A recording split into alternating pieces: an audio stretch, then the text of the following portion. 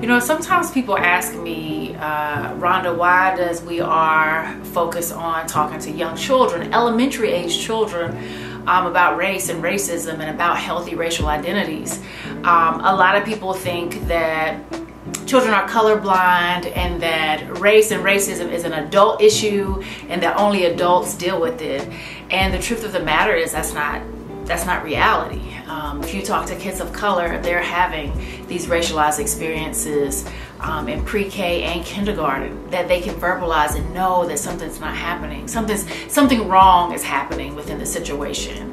And then there's this research that shows that children are making sense of race and racism. Children can wield, unfortunately, in particular white children can wield racism in harmful ways, even in pre-K. And so what that means is we need to be more thoughtful about how are children making sense of race and racism, and how are we helping them to develop healthy racial identities. For myself, just going back to my own childhood, race became real to me at 5 in kindergarten when a white classmate told me that I couldn't come to her home because her dad said black people were not allowed. And so from there, from a very early age, I've been awakening, right? And paying attention to how we as children are making sense of this hyper-racialized world.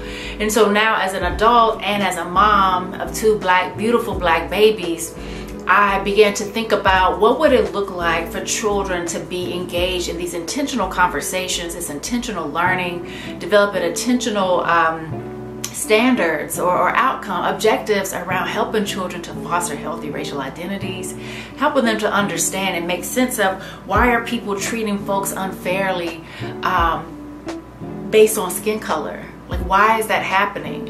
And so one of the things that we do at We Are is we use children's books to help kids have these very concrete conversations about race, racism, skin color, and activism.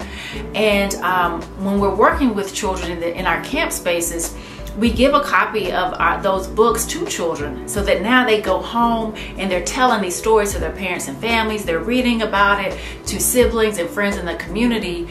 And so we're giving them a stronger foundation than what you and I and many of us had as kids to try to better understand what is this world. Why are people treating people unfairly based on skin color? And now how can I use my activist spirit, my activist energy to be disruptive and to show up differently, not only in schools, but in homes and in the communities as well?